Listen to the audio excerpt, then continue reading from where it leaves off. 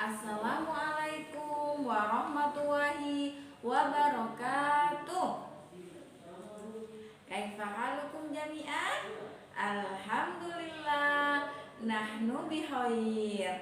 Alhamdulillah, hari ini kita akan melanjutkan pelajaran sejarah ya. Sebelum kita mulai pelajaran, kita berdoa terlebih dahulu. Istidadan, duduk siap, duaan, tangan diangkat, kepala ditundukkan, berdoa dengan khusyuk abata. A'udzu billahi minasyaitonir rajim. Bismillahirrahmanirrahim. Rabbi zidni ilma warzuqni fahma. Amin. Alhamdulillah, hari ini semoga hafid-hafidah dalam keadaan sehat ya. Hari ini kita akan lanjutkan pelajaran sejarah. Nah, sebelum kita lanjutkan pelajaran, kita terlebih dahulu mengingat kosakata. Nah, kosakata hari ini adalah mengendarai. Mada naqulu bilughatil arabiyyah? Roki bayar kabu. In English, drive. Nah, diingat ya kosakata yang sudah dipelajari. Nah, kita lanjutkan pelajaran hari ini. Kita akan belajar tentang Perang Hunain. Nah, kemarin tentunya yang video pekan lalu kita juga sudah belajar tentang penaklukan kota Mekkah. Nah, tatkala kota Mekkah ini sudah ditaklukkan oleh orang kaum muslimin, maka jatuhnya kota Mekkah telah membuka jalan kaum muslimin untuk menaklukkan Jazirah Arab ya. Saat itu kaum muslimin menjadi penjaga Ka'bah. Kemuliaan akhlak mereka menyebar ke berbagai tempat di Mekkah ya. Pada masa itu sebagian jazirah Arab di bawah pengaruh Islam ya.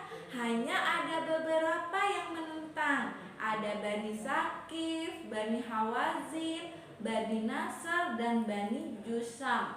Mereka adalah penduduk daerah antara Mekkah dan Thaif. Nah, mereka adalah penduduk dari suku-suku tersebut bersekutu untuk memerangi kaum muslimin. Mereka ingin menuntut balas terhadap kaum muslimin yang telah menghancurkan berhala-berhala mereka pada waktu pembukaan Mekkah ya.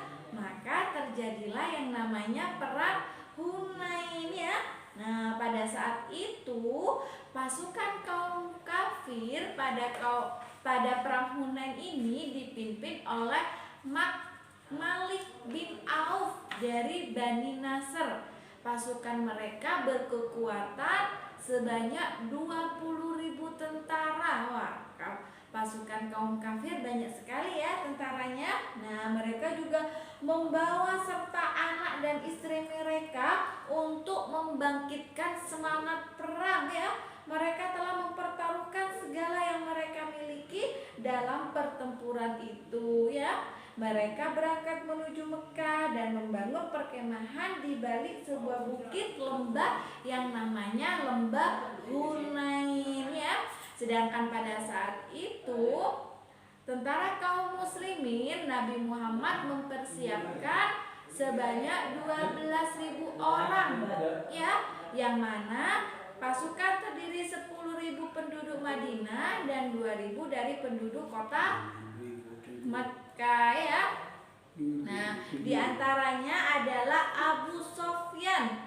Pada sore hari, pasukan kaum muslimin telah tiba di sebuah celah yang merupakan jalan masuk di Lembah Hunain. Di sini mereka beristirahat ya. Kaum muslimin beristirahat di Lembah Hunain ini. Nah, pada waktu fajar keesokan harinya, tanggal 10 Safar 8 Hijriah atau 2 minggu setelah Fathu Mekkah, kaum muslimin mulai bergerak. Mereka menyusuri tebing-tebing terjal di Wadi Tihama. Pasukan paling depan adalah dari Bani Sulaim yang dipimpin oleh Khalid bin Walid. Adapun Nabi Muhammad berada di barisan paling belakang dengan menunggang seekor bagal putih. Karena jumlahnya yang banyak, kaum muslimin merasa sangat sombong dan congkak ya.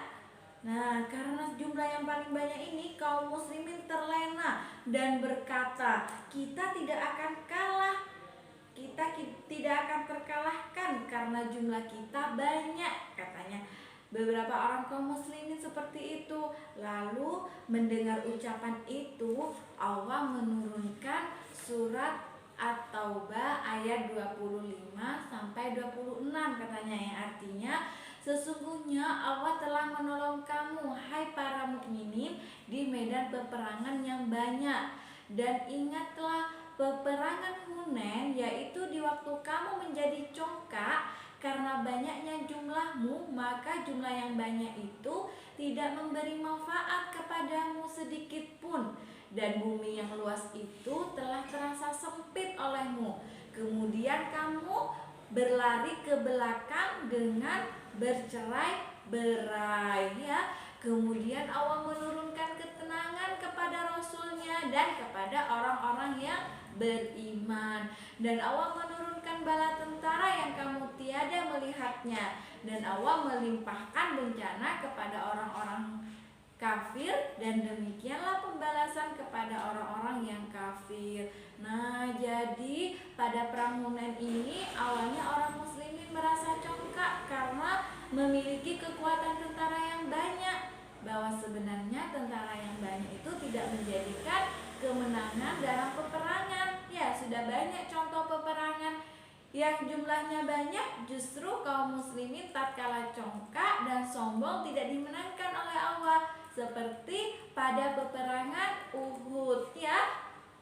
Nah, tatkala turun ayat itu, benarlah yang difirmankan Allah ketika kaum muslimin sedang menuruni lembah, tiba-tiba terjadilah serangan mendadak dari kaum kafir Quraisy ya. Kaum pasukan Islam mendapat serangan secara tiba-tiba pada saat turun dari lembah Tihama, dan kocar-kacir pasukan kaum muslimin ya kembali.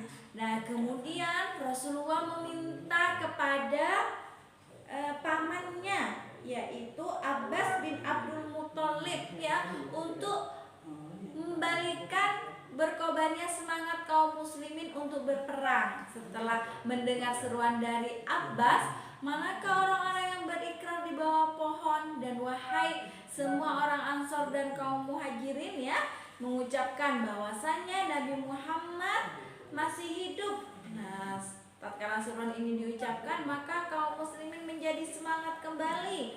Nah, dan hari pun mulai terang.